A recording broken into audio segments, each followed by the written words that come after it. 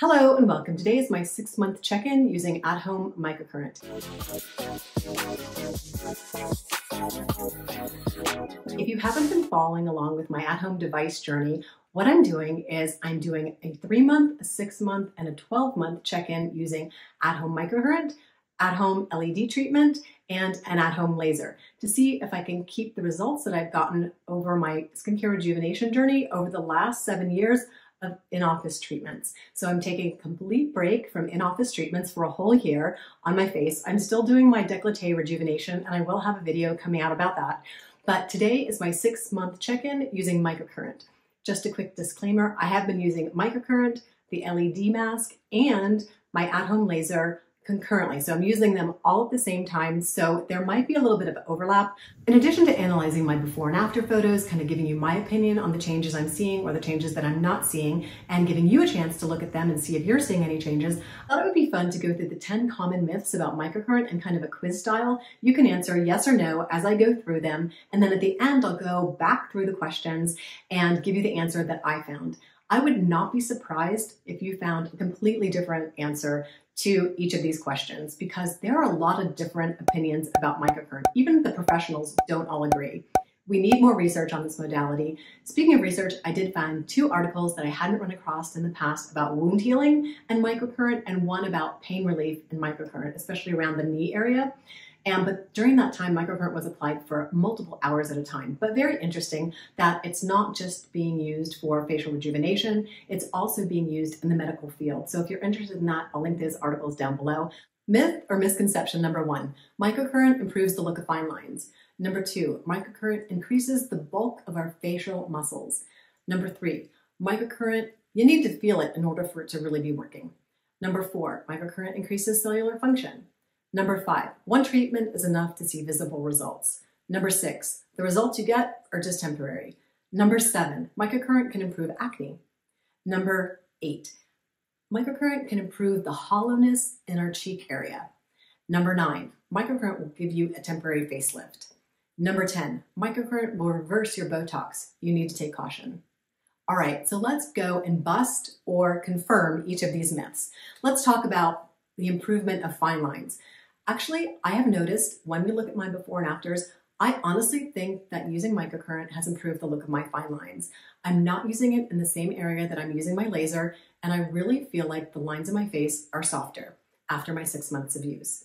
Let me know if you think the same thing, but I believe that microcurrent can soften the look of fine lines with consistent use. If you're not going to use these devices, like I've always said, they're super expensive. You have to use them according to the directions. You have to take cautions if you have contraindications. But if you're using them according to the directions, I have found that they definitely soften the look of my fine lines.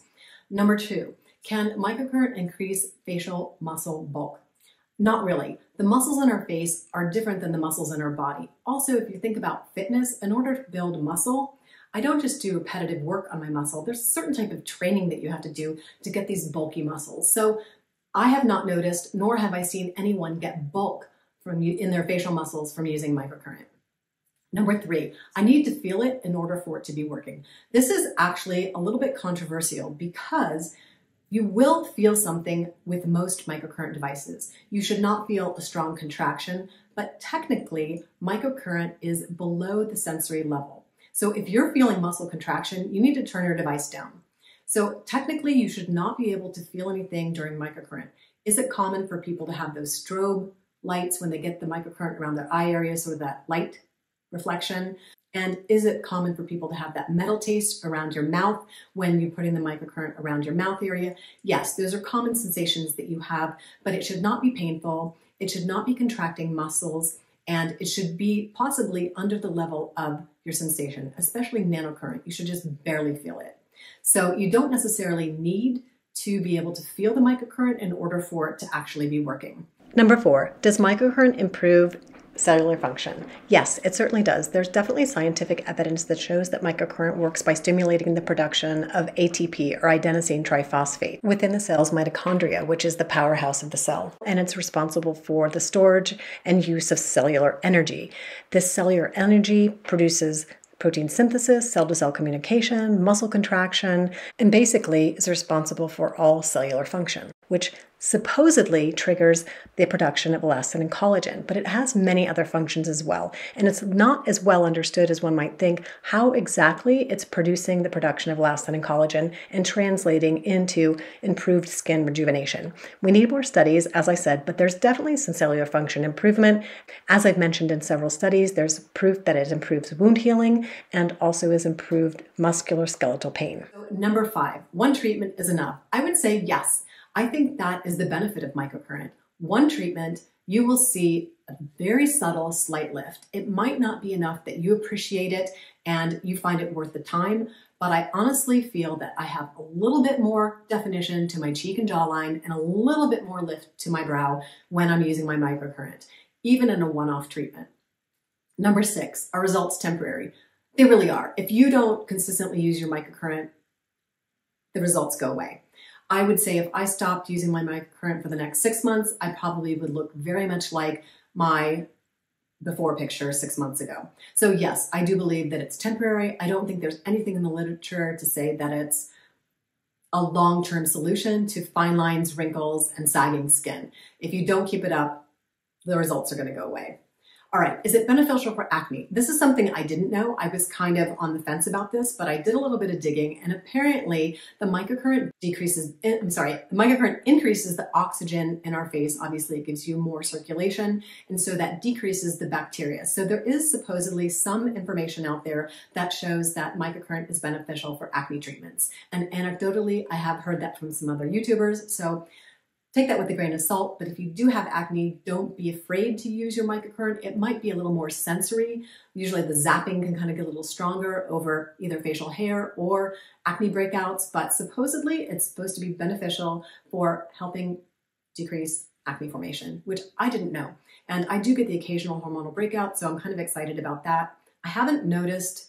I'm going to have to keep more track of whether my acne breakouts are less than they were before I started using microcurrent. I honestly don't know. I'll have to go back through some pictures and check it out. Microcurrent lifts the face. Yes and no. It gives a little lift to the brow area and it gives a temporary lift. So I can't stress enough that the lift is definitely temporary. It is not going to fix these little pouches of skin I have down here. It is not going to fix your sagging skin. If you have a lot of extra skin around your lid or around your crow's area, it is not going to lift. It's not a mini facelift. And I know that people say that, but I have never seen results that are at all lasting if you don't go into in-office treatments with higher powered machines that actually look like a lift. And even those treatments, you have to keep them up. And for me, the temporary little bit of lift that I get and the softening that I get to the fine lines is enough for me. It's worth the purchase price. However, if it's not something you're going to do consistently, that little lift that you get is just temporary. So in my personal opinion, I don't think it is equivalent to a lift.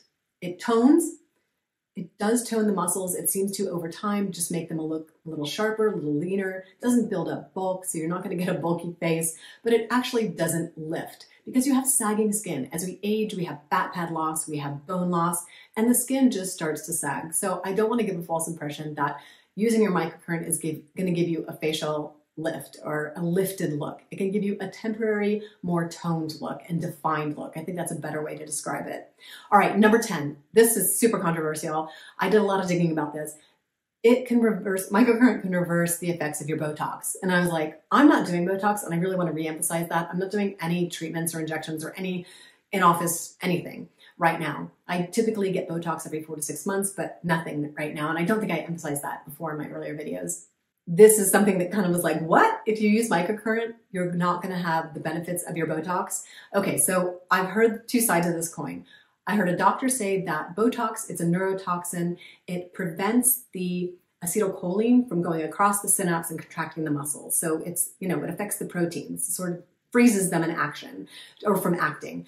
But someone else was like, well, you're doing repetitive motions or repetitive wrinkling of your forehead, and so you're just creating more wrinkles and wearing off your Botox if you're kind of doing this repetitive lifting.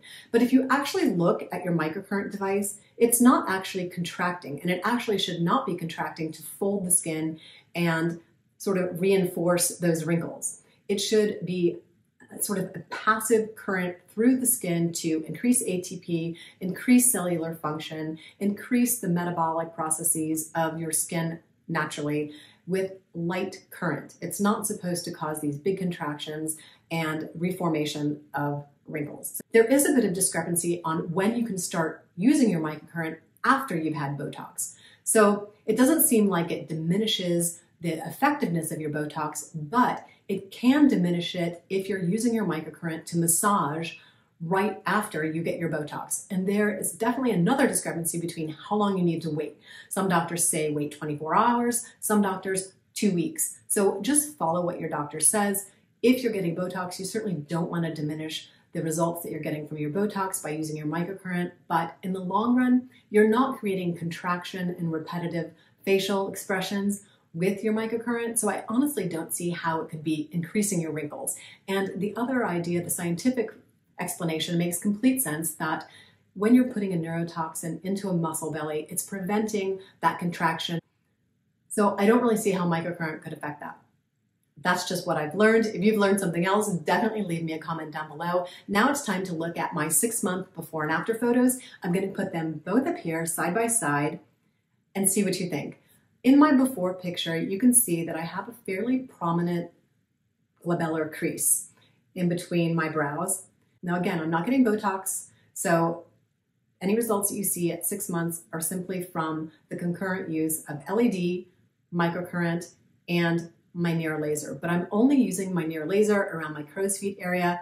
So I actually see a definite softening of the glabellar lines and my brow lines. Do I see a huge difference along my cheeks and along my jaw? Slight, very slight. It could be the angle that I'm holding my face. I'm trying to do the exact same expression. I tried to get the exact same lighting, but I do feel like there's a little bit of a change in the contouring. I may have also lost a little bit of weight, but I would think if I'd lost weight that it would be less contoured and I would have maybe a little more sagging down by my lower chin. So let me know what you think. I always appreciate your opinions. The results are subtle. That's all I'm gonna say. The fine lines, I was shocked to see the change in the fine lines.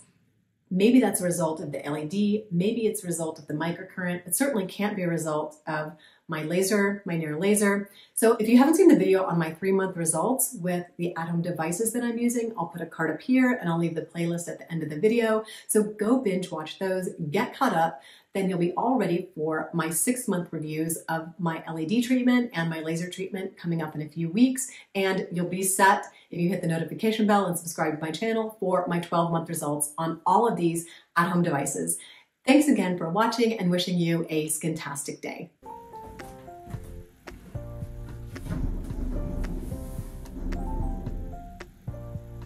Garbage cans.